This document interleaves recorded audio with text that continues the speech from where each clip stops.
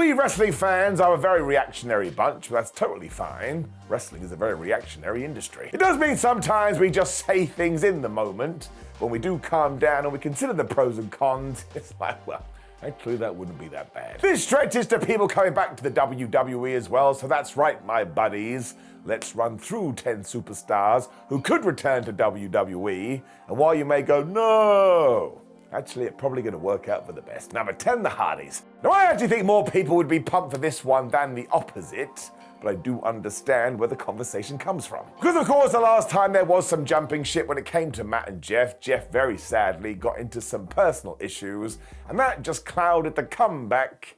And it started a conversation that no one ever really wants to have. These days, however, it does sound like they've got every single thing in check, and do not forget what happened when the Hardys returned at WrestleMania 33. They got one of the best pops ever, and I still go and watch that on YouTube. It makes me feel warm and fuzzy in my tum-tum. They did recently re-sign with TNA as well, but that means you can't rule this out because there is a synergy and a crossover there, and at one point they should go back to WWE. They should have some final matches, and they should both go into the Hall of Fame. So I don't care, man. When you want to talk about people who had an influence on modern day wrestling, you gotta talk about Matthew and Jeffrey. Number 9, Paige, or Saraya in AEW. Now this is a tough one because back in September there were reports that kind of had two different pathways to take. One, Saraya has re-signed with All Elite Wrestling, or two, she hasn't, and we have to wait and see what's gonna happen. Now she is most definitely taking some time away from wrestling at the moment, as she did announce, and listen, I actually think Saraya's run in AEW has been perfectly fine.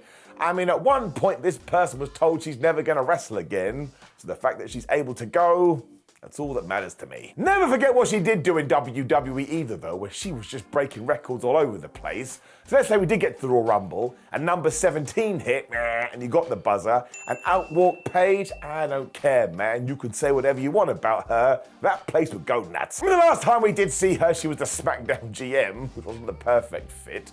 And the word on the street has always been she didn't really want to go back to WWE if Vince McMahon was running it. But here's the new headlines, everybody. He ain't running it anymore, and it is Triple H.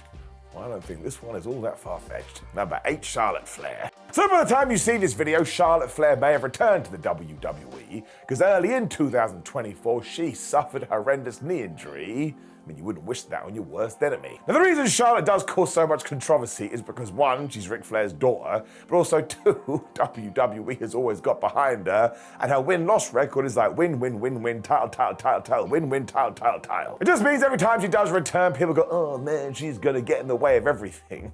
I don't think that's true at all. People forget how talented and how much of a superstar Charlotte Flair does come across as. And let's say she did from nowhere win the brand new Women's US Championship. I just think it would give that belt a ton of credibility. Either way, once again, she's another person that could come back in the Royal Rumble and 50,000 people are just going to cheer. And then, yeah, you can get into all the conversations again. Sometimes that's the best part about wrestling anyway. Number 7, Edge and Christian. So honestly, is there really people that don't want this? If so, I never want to meet them. Because I cannot wait until they do reunite in AEW as a team, which will probably happen in 2025. And then look, when their deals are up in All Elite Wrestling, if they want to do the same in WWE, just so I can see E&C fight everybody currently working in the modern day, that's perfectly fine for me. I do get there would be some sadness there if you're an AEW diehard, but I just want to see it all. And we could do the 5-second poses, and we could do all the dumb promos they used to do. You could even bring back the Conquistadors. I mean, look at it this way, right? I want to see them take on the Young Bucks, but I also want to see them take on the Elite. So while there would be some sad pandas out there, which would probably charge this chat to go, meh, I can't believe they did this, the rest of us would be eating pretty good. Now, actually, I probably think that AEW does feel like their last stop, and they will say goodbye there. I don't think Edge and Christian as a team have gone into the Hall of Fame. You know what? I'm not sure Christian's in that either. And if we don't sort out one day, I'm going to go on the internet and complain. Number 6, Jon Moxley. Or Dean Ambrose, I suppose. But have you read his book? I don't want to be that guy, my friends. I don't think this one's ever going to happen. And look, I know the lay of the land has changed ever since Dean Ambrose did become Jon Moxley. But I just don't think he likes the way that WWE approaches the business. More power to him, he's allowed that opinion. All this probably comes down to is the fact that some people don't think John is a big deal. That is absolutely nuts. He's like one of the stalwarts of AEW, and if he did go back to WWE as Dean Ambrose, and let's say interrupt a segment with Seth Rollins, Well, I think you're starting to talk about one of the biggest pops of all time. I mean, totally forget wrestling. My mum would react to this, and my mum barely knows what professional wrestling is. But that's the kind of seismic shifts it would cause. You also do get the fact there is unfinished business here, and look at somebody like CM Punk. He followed this route, and now he's doing things we never thought he could do. So while you never should say never, to this one, I am saying never. But deep down in your tootsie toes, we should all want this in 5 to 10 years. And he can cement AEW as a force, then he can come have some crazy, crazy fun and find The Undertaker. So this is a hard one, because of course on this hand over here, everybody wants The Undertaker to come back because he is a legend. But on the other hand, which is this one over here, I don't think we need to see any more of the dead man because he's given us enough. And unfortunately, this is just the way life works. It does become the law of diminishing returns. However, if we do go back to WrestleMania 40, when from nowhere the Taker became the sheriff of the WWE and he chokeslammed The Rock, I think that's the perfect cameo spot where you can always call up Mark Calloway and say, hey Mark, do we have an idea for you? And once again, if you need proof that people would go crazy, just go and watch WrestleMania 40. I mean, it happened back in April. So there is so much value in those appearances, and if you can come up with a story arc where it does make sense, and he continues to pop up, well, this may actually become quite funny in a good way, and you could even tie it into the narrative. You could have one wrestler say to another, listen bro, I don't think you're walking the right path at the moment. You better be a good guy, otherwise the Undertaker may show up. I mean, he basically become Batman. I mean, let's not forget he is a major part of people's childhoods, and in terms of wrestlers that have crossed over into the mainstream, well, you see sports stars talking about The Undertaker all of the time. So I actually think this is probably something we should do. Number 4, Kane. And of course, a great way to spice that up is to every now and then get on the phone and say, hey, Glenn Jacobs, why don't you come in with your brother? Now you'd have to pick and choose, and once again, you'd have to find heels that totally deserve this. Think of the live reaction as always, that is what professional wrestling is. If Kane and Taker did some double choke slams onto some goober, well, you're gonna generate a lot of noise. You can also tap into a fan base that may just be on the cusp of watching at the moment, because do not forget, the Big Red Machine had a 20-year plus career.